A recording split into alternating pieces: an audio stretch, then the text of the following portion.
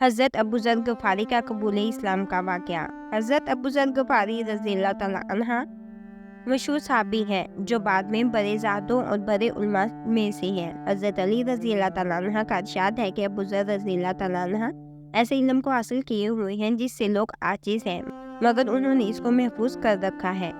جب ان کو حضور اکرم صلی اللہ علیہ وآلہ وسلم کی نبوت کی پہلی خبر پہنچی تو انہوں نے اپنے بھائی کو حالات کی تحقیق کے لیے مکہ بھیجا کہ جو شخص یہ دعویٰ کرتا ہے میرے پاس وحی آتی ہے اور آسمان کی خبریں آتی ہیں، اس کے حالات معلوم کرے اور اس کے کلام کو غور سے سنے۔ وہ مکہ مکرمہ آئے اور حالات معلوم کرنے کے بعد اپنے بھائی سے جا کر کہا، میں نے ان کو اچھی عادتوں اور عمدہ اخلاق کا حکم کرتے دیکھا ہے، اور میں نے ان سے ایک ایسا کلام سنا ہے جو نہ شعر ہے نہ کہانیوں کا کلام ہے۔ حضرت ابو ذر غفاری رضی اللہ تعالیٰ عنہ کی اپنے بھائی کی بات سن کر تسلی نہ ہوئی تو کچھ سامان نے سفر باندھا اور مکہ پہنچے اور سیدھے مسجد حرام میں گئے۔ حضور صلی اللہ علیہ وآلہ وسلم کو پہچانتے نہیں تھے اور کسی سے پوچھنا مصلیحت کے خلاف سمجھا۔ شام تک اسی حالت میں رہے۔ حضرت علی رضی اللہ تعالیٰ عنہ نے دیکھا کہ ایک پردیسی مسافر ہے۔ مسافروں کی، غریبوں کی، پردیسیوں کی خبر گیری، ان کی ضرورت کو پورا کرنا ان حضرات کی کٹی میں پڑا ہوا تھا، اس لیے ان کو اپنے گھر لے آئے اور میزبانی فرمائی، لیکن ان سے پوچھنے کی کچھ ضرورت نہ سمجھی کہ کون ہے اور کہاں سے آئے ہیں۔ مسافر نے بھی کچھ ظاہر نہ کیا۔ صبح پھر مسجد آ گئے۔ دن بھر اسی حال میں گزرا کہ کچھ پتہ نہ چلا اور دریافت کسی سے کیا نہیں۔ غالباً اس کی وجہ یہ ہو گئی کہ حضور صلی اللہ علیہ وآلہ وسلم کے ساتھ دشمنی کے قصے بہت مشہور تھے۔ آپ صلی اللہ علیہ وآلہ وسلم کو اور آپ کے ملنے والوں کو ہر طرح کی تکلیفیں دی جاتی تھی۔ دوسرے دن شام کو بھی حضرت علی رضی اللہ تعالیٰ عنہ کو خیال ہوا کہ پردیسی مسافر ہے، بظاہر جس غرض کے لیے آیا ہے وہ پوری نہیں ہوئی، اس لیے پھر گھر لے گئے اور رات کو کھلایا اور پھر سلا دیا، مگر پوچھنے کی اس رات کو نوبت نہ آئی۔ تیسری رات کو پھر یہی صورت ہوئی تو حضرت علی رضی اللہ تعالیٰ عنہ نے دریافت کیا، فرمایا کہ تم کس کام سے آئے ہو، کیا غرض ہے؟ تو حضرت ابو ذر رضی اللہ تعالیٰ عنہ نے پہلے ان کو قسم دی اور عہد و پیمان دیے، اس بات کہہ کے وہ صحیح بتائے اور اس کے بعد اپنی غرض بتلائی۔ حضرت علی رضی اللہ تعالیٰ عنہ نے فرمایا کہ وہ اللہ کے رسول ہیں اور صبح کو جب میں جاؤں تو تم بھی میرے ساتھ چلنا، میں وہاں تک پہنچا دوں گا، لیکن مخالفت کا زور ہے، اس لیے راستے میں اگر مجھے کوئی شخص ایسا ملا جس سے میرے ساتھ چلنے کی وجہ سے تم پر کوئی اندیشہ ہو تو میں پیشاب کرنے لگوں گا یا اپنا جوتا درست کرنے لگوں گا، تم سیدھے چلے جانا جس کی وجہ سے تمہارا میرے ساتھ ہونا معلوم نہ ہو۔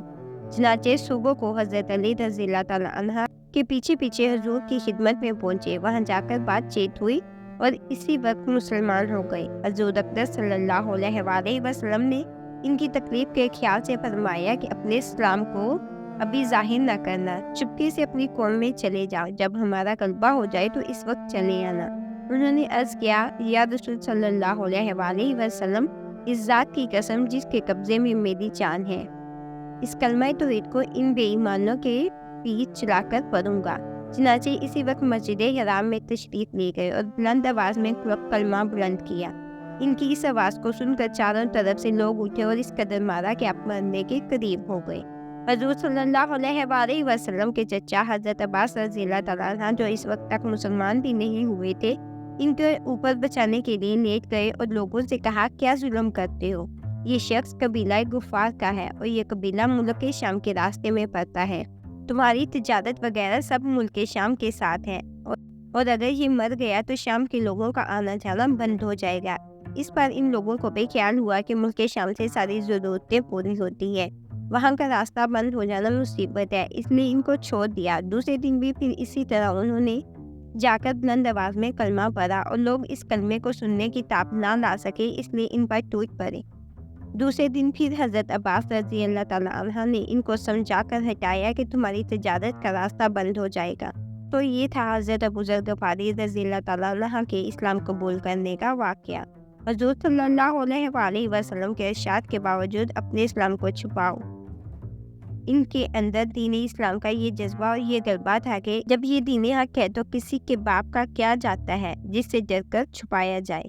اور حضور صلی اللہ علیہ وآلہ وسلم کا منع فرمانا شفقت کی وجہ سے تھا کہ کہیں آپ کو کسی قسم کی تکلیف کا سامنا نہ کرنا پڑے، ورنہ حضور صلی اللہ علیہ وآلہ وسلم کے خلاف جانا صحابہ رضی اللہ تعالیٰ عنہ کی یہ مجال ہی نہ تھی، کیونکہ حضور اکرم صلی اللہ علیہ وآلہ وسلم خود اسلام پلانے میں ہر قسم کی تکلیفیں برداشت فرما رہے تھے۔ اسی لیے حضرت ابو ذر غفاری رضی اللہ تعالیٰ عنہ نے سہولت پر عمل کی بجائے حضور صلی اللہ علیہ وآلہ وسلم کی اتباع کو ترجیح دی۔ یہی ایک چیز تھی جس کی وجہ سے ہر قسم کی ترقی، چاہے وہ دینی ہو یا دنیاوی، سبھی صحابہ کرام رضی اللہ تعالیٰ عنہ کے قدم چوم رہی تھی اور ہر میدان ان کے قبضے میں تھا۔ جو شخص بھی ایک مرتبہ کلمہ شہادت پڑھ کر اسلام کے جھنڈے کے نیچے آتا تھا، بڑی سے بڑی قوت بھی اس کو روک نہ پاتی تھی، اور نہ بڑے سے بڑا ظلم اس کو دین کی اشاعت سے ہٹا سکتا تھا۔ دعا ہے کہ اللہ تعالیٰ ہم سب کو بھی صحابہ کرام رضی اللہ تعالیٰ عنہ کے نقشے قدم پر چلنے کی توفیق عطا فرمائے، آمین۔